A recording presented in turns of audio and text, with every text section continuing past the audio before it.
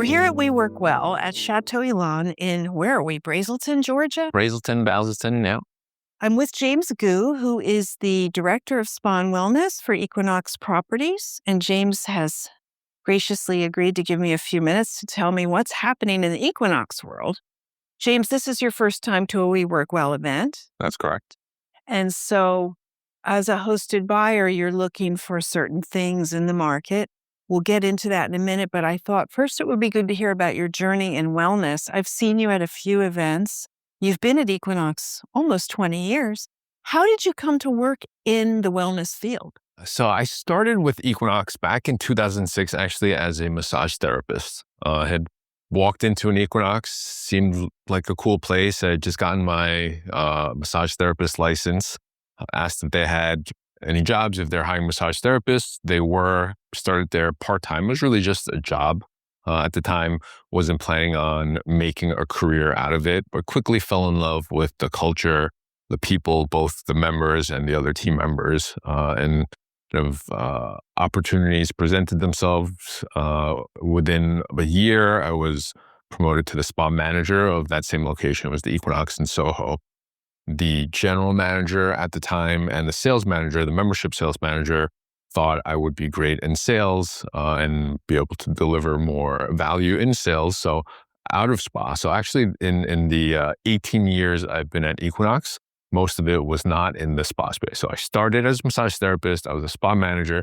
That was like the first 2 years of my career at Equinox. And then since then I've been in membership sales, sales manager, kind of worked my way from assistant general manager to regional director and then director of operations. And so most of my career was in the operations side of the fitness club. And then right at the beginning of the pandemic, day 2 of the pandemic, at that time I was the director of operations for a new brand that was spun off called Precision Run. We're opening running studios and just with the uncertainty of everything, wanted to make sure we protected our core businesses. So they brought me back as the head of spa day after everything shut down to really start figuring out what the strategy was. 1, to keep the staff engaged. 2, to take the opportunity where everything's closed to kind of reimagine the spa. Like what could we change, right? Like how could we use this as an opportunity kind of so we can be reborn when we're able to reopen everything and make the changes that we wanted to change then. Of course, nobody realized or no one expected for us to be shut down for the pandemic closures to last for so long. I think the first meeting we had was like, all right, worst case scenario, we'll be open in like 2 months. And so obviously plans continue to change, things like that. So a big part of that was just the reopening strategy and then kind of re-envisioning what spa, wellness, and recovery means for Equinox. So when you were in this role, how many spas were you overseeing? Were they just in New York City area or broader? For the whole company. Which is how many? So we have 108 locations right now. We do have spas in all but 2 of the locations. And there's a handful of spas where we haven't reopened yet, mostly in like downtown business districts, corporate areas, things like that. So right now we have 96 spas that are operating. James, that's a lot of spas. That's a lot of spas. Wow. And well, you had very little training to be able to run something so comprehensive, and you've done amazing work. It's a bit of a passion project, starting in spa. It's always something that, even though most of my time at Equinox was outside of the spa, it was always a department I kind of kept a close eye on. Of course, you have your personal core interest. massage therapist. Absolutely. So do you enjoy this role now, being a little closer to wellness that you sought after when you entered the industry? Yeah, absolutely. And I think it's a very interesting time to be in the industry. There's, of course, challenges. I think staffing is a big challenge in a lot of our markets, specifically for licensed massage therapists. But there's also a huge interest in wellness in general these days and going beyond massages and facials. But everybody's interested in, hate to use these buzzwords, but biohacking and longevity and health span and lots of interest there. And where we sit kind of the spa at Equinox, which is all about maximizing potential and high performance, that kind of gives us a very interesting advantage. We're very well placed to capitalize on that, but really figure out how do we provide these types of services for our members, right? Huge demand for it. And that's where I am kind of having the most fun, is kind of when it helps solve a problem, right? The reliance on licensed massage therapists. But it also lets me kind of really look at what's innovative, what's new, what's out there, and it kind of lines up perfectly with what our members and consumers are looking for. You're 100% right. I mean, what better spot? I mean, it's Equinox has the reputation of being really the best gym to belong to. And I'd been to several of the spas. They're very nice, but you do have a unique opportunity to affect people beyond, as you say, the facial and massage room, because they're looking to you for that. So, how have you approached this? I mean, the pandemic, the convergence of touchless therapies, the driving need for wellness coinciding with the lack of staffing. It's kind of a perfect storm, really, to try new things. And you and having so many properties at your disposal.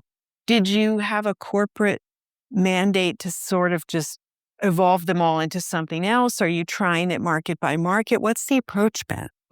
Trying different things in different markets, right? I think what we've noticed and what we've kind of realized, but one of my earlier strategies coming back into this role is looking in markets where we have a lot of density, like looking at New York City, Southern California.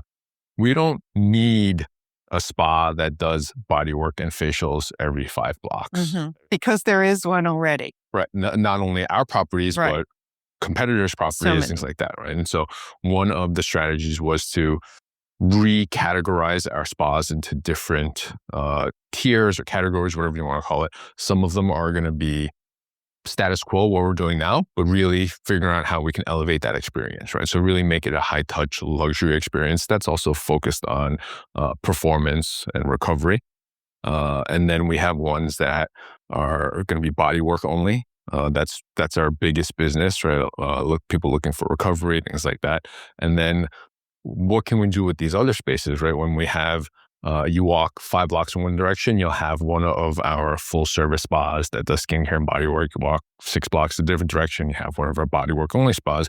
That spa in the middle, we can really get creative, right? One, we can consolidate the licensed practitioners that we do have into those locations that need them the most, and then exploring those touchless technology-based services and really playing with that, taking gambles. We want to make sure the things we offer are science-backed, focused on efficacy. There's a lot, as things get popular, as things get trendy, there's lots of really good stuff coming up. There's also a lot of copycat types of things that aren't as effective. So really sorting through that. What are you seeing with the demand from your members? And what services that you've introduced have been most popular? Contrast therapy, or cold exposure specifically, has been in huge demand. And what unit do you have? How are you doing that? Is it wet? Are you doing a walk-in, cabinet? Wet mostly. So we've had cold plunges in some of our locations forever, right? You look at any like bathhouse or spa, there's cold plunge, there's the hot tub, there's a sauna. And so some of our locations have had that, but largely like underutilized until recently. All of a sudden, everybody wants cold plunge. Everyone's in the cold plunge now. It's unbelievable. It's a party in there every morning at Hudson Yards. So we're implementing, so as we look at new builds, wherever we can have these built-in off the pool deck or off the locker room, off the wet area, a built-in cold plunge, that's the ideal. Where in existing spaces, wherever available, where we're adding the standalone cold plunge units, like the ones from the Cold Plunge or Renew Therapy, evaluating products like that. And we also just installed our first one, getting some very positive feedback. So it does look like you're gonna see this at a lot more Equinoxes, are cold showers. And so it's not just the cold water line, but we actually have a chiller and cold water storage tank. So similar to the way hot water works, we have a heater and the storage tanks, we have that with cold water. chilled to either 40 or 45 degrees, separate from the regular Fahrenheit, that is. showers. Fahrenheit, yes. Separate from the other showers, and it's a meter. Press the button, and it'll give you a 30-second or a minute shower, like what do they call those? Like those rainfall shower heads, directly above of that chilled water. Interesting. That's a great way to do it because you probably already had a shower space. I mean, you can reconfigure it with this new equipment, I suppose. So contrast therapy's been very popular. Contrast therapy. You said, gambling. Like, is there anything you took a gamble on that you think has paid off that has become popular? Escape. Yeah. Oh, you mean the robotic massage. So tell us about that. How's that working? It's actually working very well for us. So I first met Eric Littman, the founder, at an event similar to this. He had a folding table and an iPad. So when he first presented to me, I was definitely skeptical. It seemed like a lot of those Kickstarter campaigns where there's lots of renderings, everything looks They're super both cool, great ideas, but nothing happens. Nothing happens. But interested enough that I kept in touch with him. And the first time I was able to get on an escape unit and demo it, I was extremely impressed. It actually exceeded expectations, where most kind of those aspirational projects like that end up falling a little bit short of expectations. That one exceeded my expectations. Got another demo several months later. Even within those few months, huge improvements. Some of the feedback they were getting from testing, including my own, were implemented so that they were able to quickly pivot and really listen to feedback of the people testing it. And so since implementing it, what we found is that it doesn't cannibalize existing bodywork business at all. Yeah. So it's not taking money from one pocket and putting it into the other. It's bringing in new money. It's engaging a population that wasn't previously engaged with our spa business. Really? So it's bringing in a lot of new business, and it's actually bringing a lot of non-Equinox members into our spas. So it's actually helping the rest of our spa business at all. So you allow non-members to use the spa. Yeah. And how are they finding out about the escape unit? The escape team has done a great job on social media. They also did a few digital out-of-home campaigns, and we're their largest partner right now. So when you go on the Escape platform, you're going to see the Equinox locations. How many locations have one? So right now we're at 20. 20, wow. Yeah, and we're looking at we agreed to 60 by middle of the summer. Right. And so that's quite a rollout. Yeah. Yeah. So we're going to have them in all of our key markets by like July. And I assume you take an existing treatment room and just put the unit in there. Yep. So you're probably able to increase utilization just right off the bat with this way. Yeah. And this first round, we're really just using underutilized treatment rooms. Right. Some of them are just completely not being utilized. Some of them we just have to move schedules around a little bit, but there's very little opportunity cost. So it's not like we're giving up availability for our massage therapists or estheticians to put in the escape. This is pretty much 100% additive. Well, that's great to hear. I had the lead designer and one of the sales team on the podcast in the fall. It was just starting to roll out at some of the hotels on your property. So it sounds like it's gone well. That's great. Here at We Work Well, what are you looking for, James? What kind of other devices or products are you in the market for? What do you think the market is going to be after in the near year? Right. I think things that are focused on how you feel are going to be very important, and not just physically, but how you feel mentally. I don't want to go as far as to say mental health, but I think stress regulation, parasympathetic nervous system activation, those sorts of things we're very interested in. So vibroacoustics is an area we've been very interested in. We haven't found the right partner.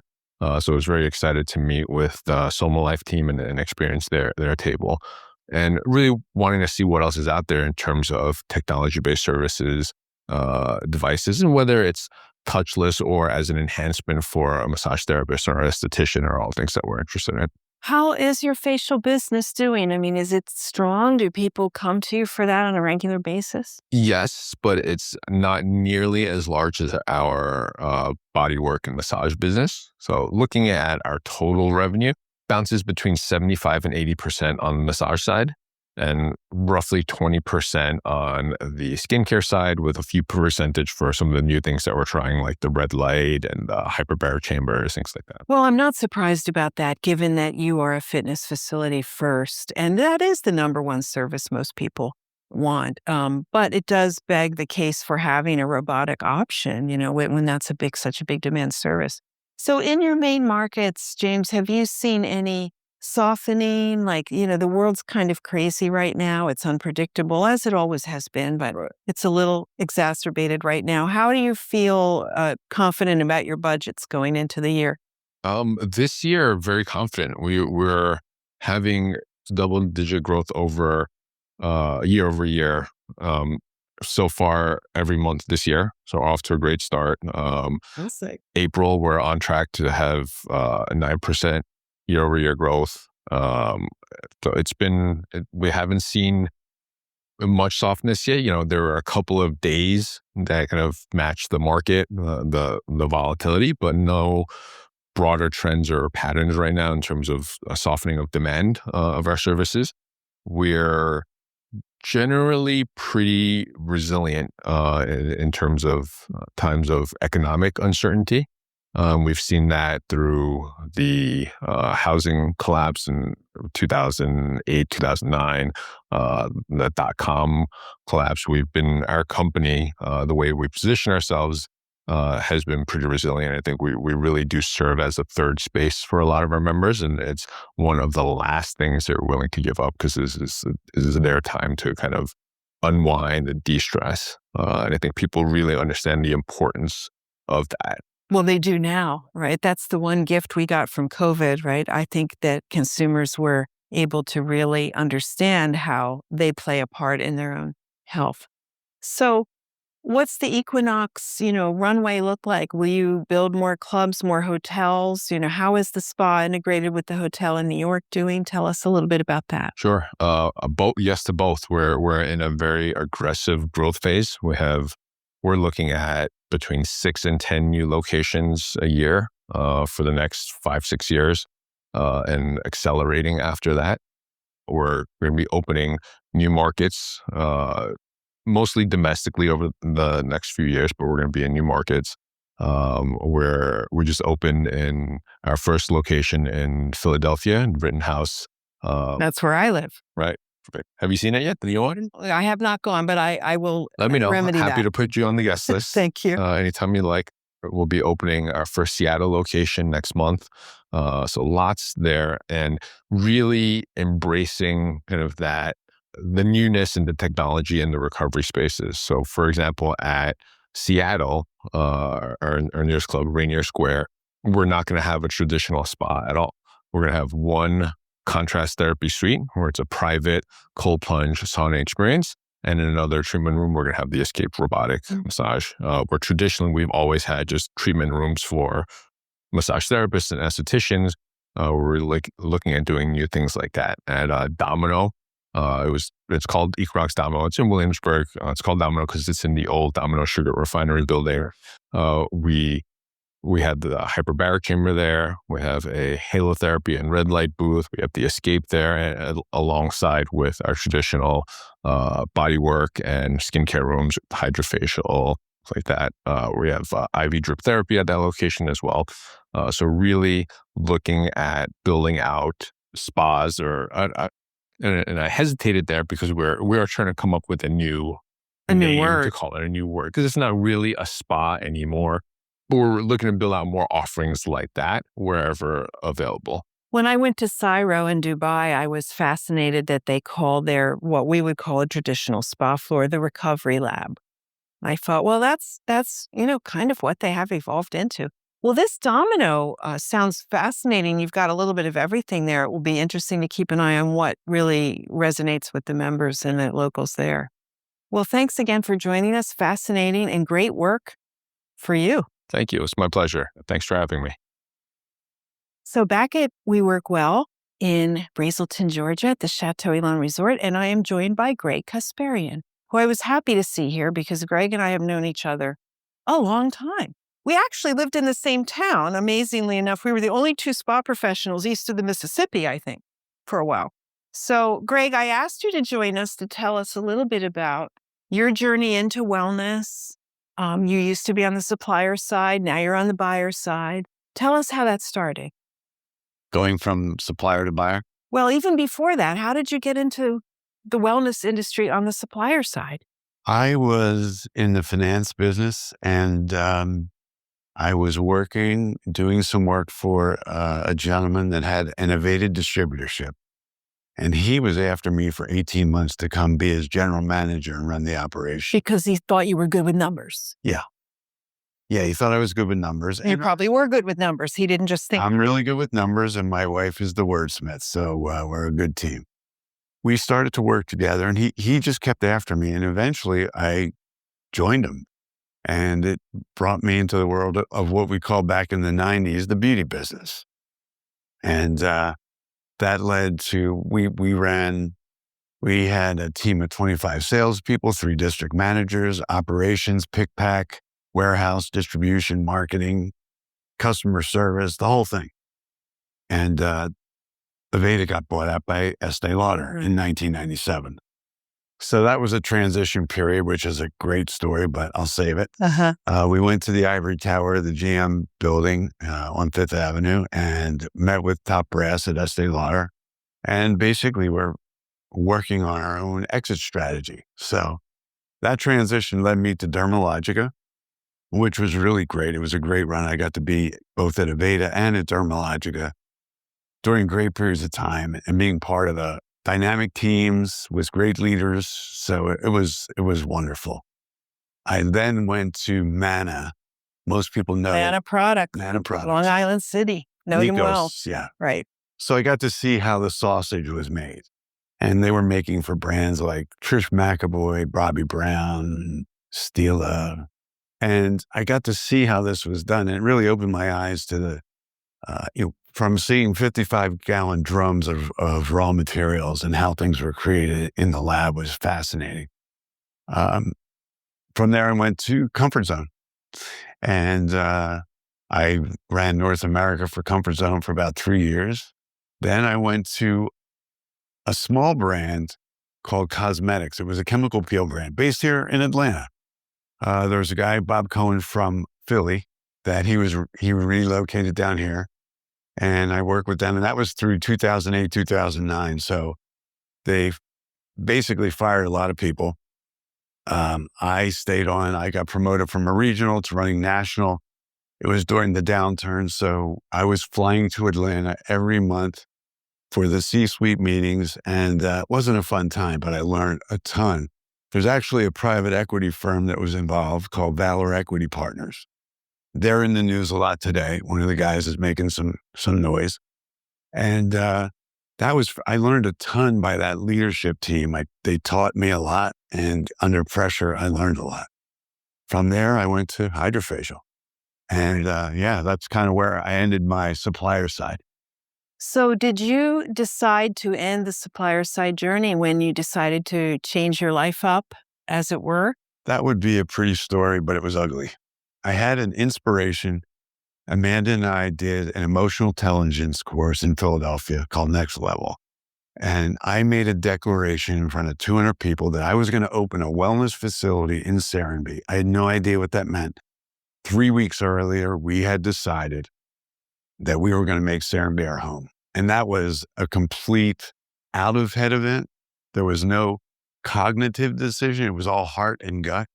For listeners who don't know, Serenbe is a planned development about 40 minutes outside of Atlanta. 30 minutes south of the airport. Okay. An intentional community based on sacred geometry with a farm, so it's farm to table.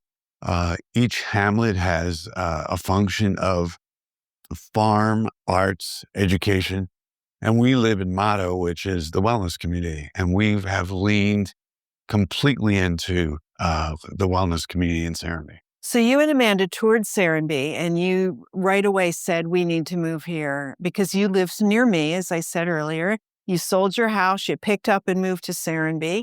That was what, 4 years ago? It was 8 years ago. 8 year old boy.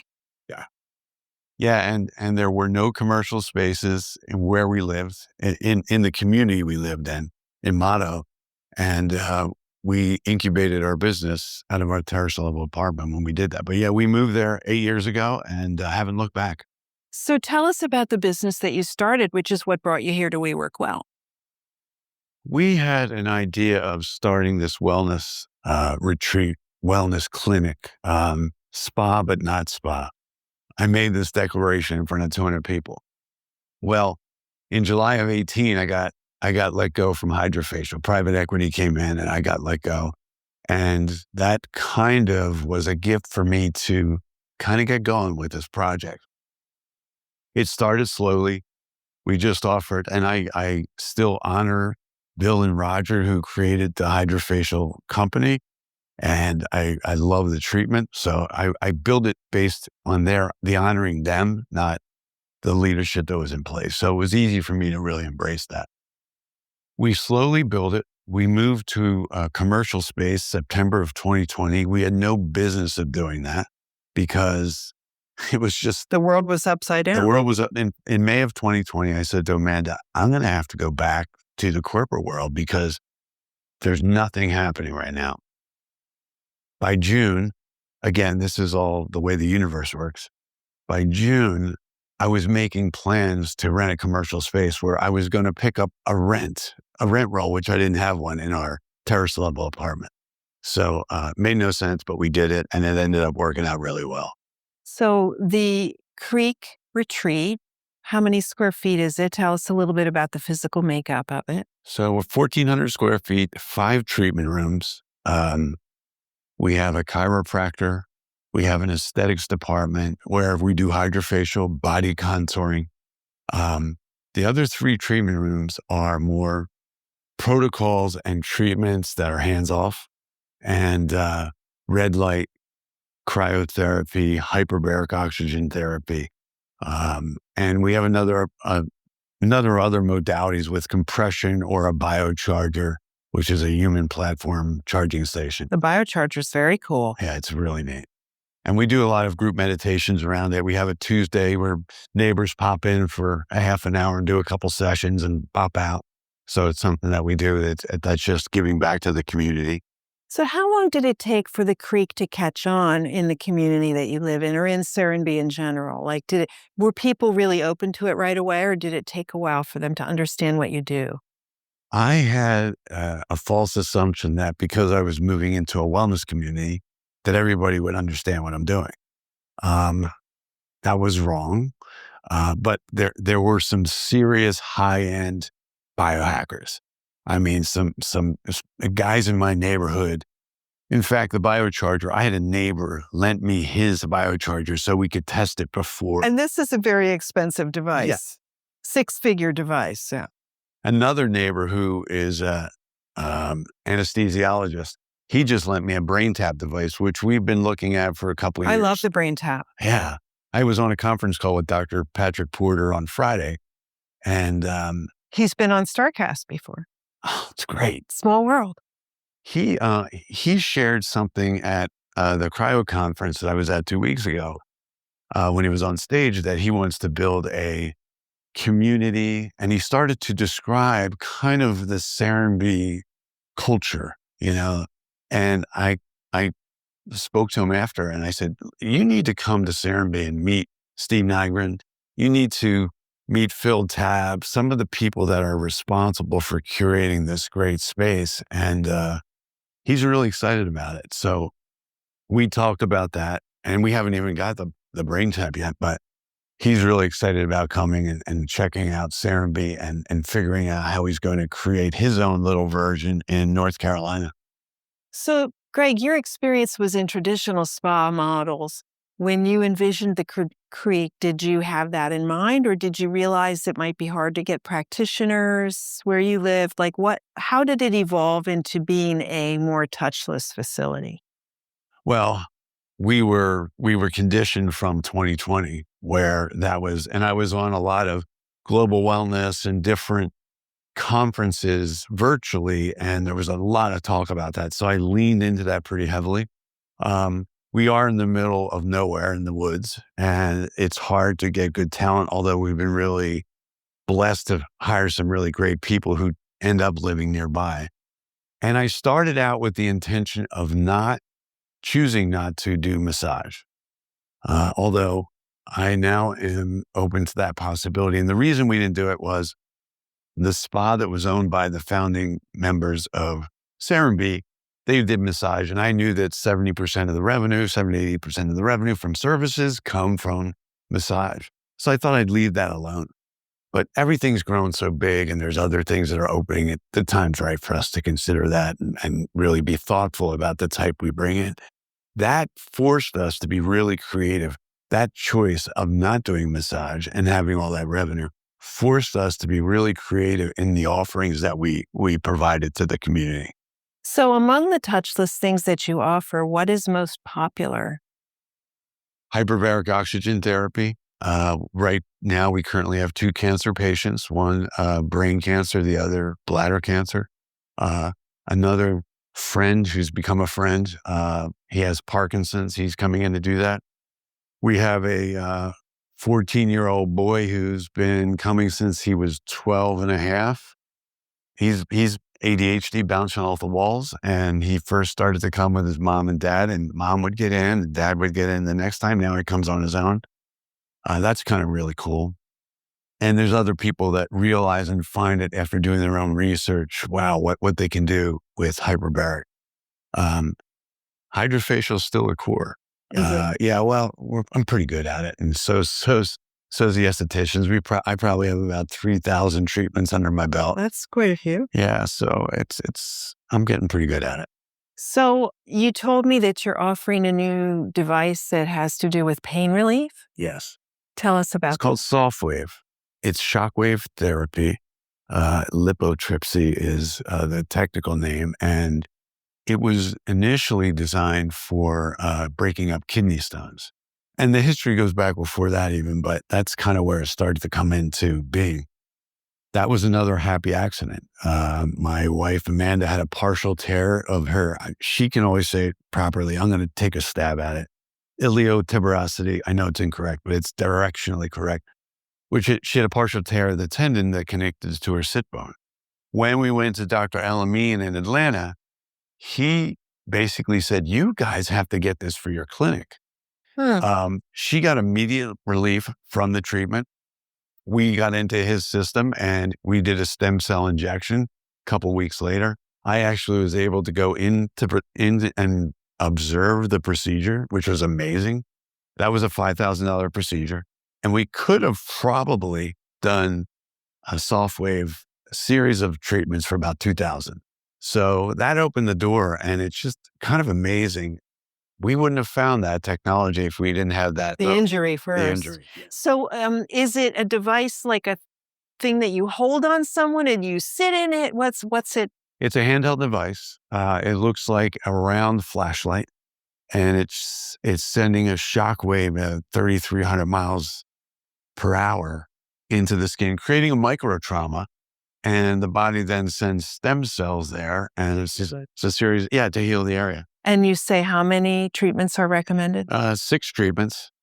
And after the 6th treatment, the stem cells continue to be attracted to the area for another 12 weeks. Wow.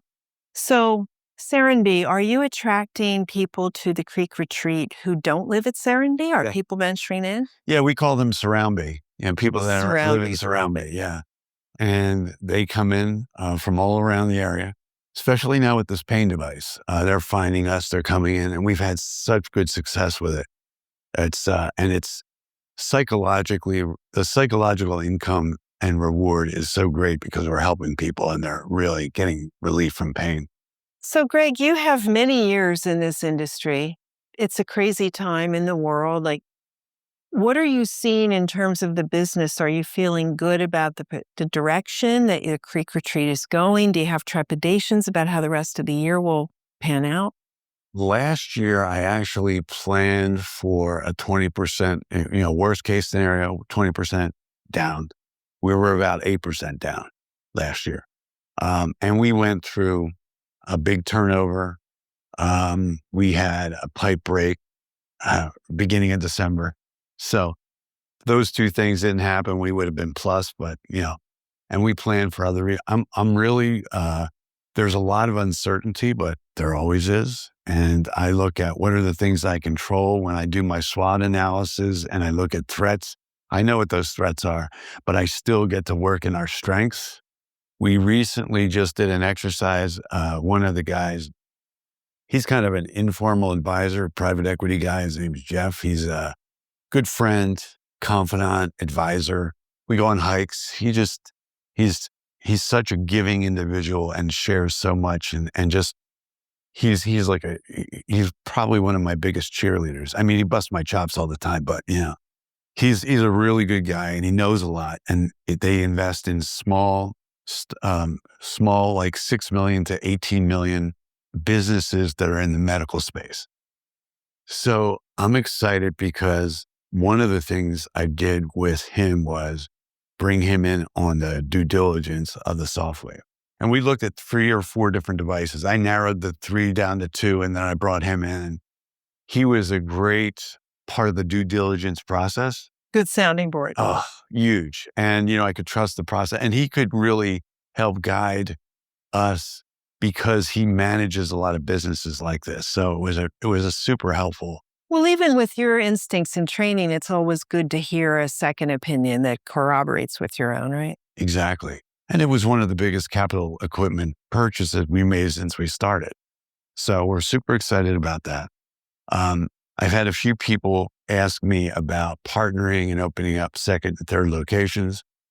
One is a man I've known since probably 30 years. I did a lot of men's work with him up in New York.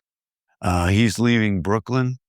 He's going to Fort Lauderdale, and he says, I like what you're doing. I'd like to open up a facility here. Will you help me do it? Can we partner? What does that look like? So that's something interesting. And we've looked at, with Jeff's help, I've talked about opening a location in Peachtree City, which is not too far from where our original Creek Retreat location is. And then there is Trilith, the studios, where a lot of the movies are made, and a lot of like Captain America and things like that. Marvel, they shoot a lot there. So there's some opportunities, and we're going to be smart about it. So what I'm hearing is you feel good. You feel good about the direction. I do. I think, I know what the risks are. And then there's the I don't know what I don't know. But I've found whether it's investing or whenever I've played it close and from an investing standpoint, that, it's really dangerous and I should really pull it in and play close to the vest, I probably should have just moved forward. So I've been around enough, spun enough decades by that I'm going for it. I feel like I'm in this declaration of this business is, I'm retirement age, but I am in rewirement, and I'm trying to, because we're trying to do things that are going to keep us healthy, no medication, flexible, mobile. And every time, like as we're going through this process, we are doing these things to help ourselves live longer, better, lifespan, health span, in a way that as we age, we want to have the things that are going to help us with that. And the technology just keeps coming faster and faster. I know. I mean, when you think back on when you started in the industry, could you ever have envisioned these models? And I couldn't. No. And I think 25 years ago, I did an exercise in the men's work I do, and we did an obituary. And I had myself, if I get to choose when, I'm going to live till 97. I'm going to be out in Hamagans, New York, blah, blah, blah. Well, it was 93. Now it's 103 because we live in Serenby, so I at least get another 10 years. And I think Todd Shaw came in with Steve Nygren one day to the office, and we were chatting, and Todd said, we're not in a blue zone, we're in a new zone. So I'm going to steal that from him. And I think a new zone is the blue zone with all the things that we know that exist in that ingredient. with technology. What can the technology do to help us live longer and smarter? So here at We Work Well, have you seen anything that's been really interesting or different for you that you're thinking would be great to have in the industry or in your business? Yeah, there was a couple. Obviously, I love what's happening in skincare with new technology and how they're integrating things. And it's that because I haven't been in an industry event in probably 4 years, just been head down. I talked to Damien. He had a really interesting, actually 3 different pieces, which I'm going to go back and research. I found this fascinating. A vibroacoustic table, lots happening in that area. And I think there's a ton let's bring it back to Nikola Tesla if you want to understand the universe, vibration, frequency, and energy. So I think what I want to do is look more in that vibroacoustic healing. I think there's a lot in that. So yeah, I'm really excited. In fact, I'm still processing. I need to let it marinate so I can make sense of it all, but it's been a great event. So here you are, a lucky guy at rewirement age. I love that. Owning your own retreat. You get to go down and do whatever you want. What's your favorite treatment to do of what you offer? Of what we offer, hyperbarics. I'm on a virtual call every Monday at 8:30. I'm in that chamber that time. I like to stack. I like to call it hack and stack. So I do multiple things. Usually when I do, I would say my trifecta would be red light therapy, cryo, and then hyperbaric while I ingest methylene blue. That's my trifecta.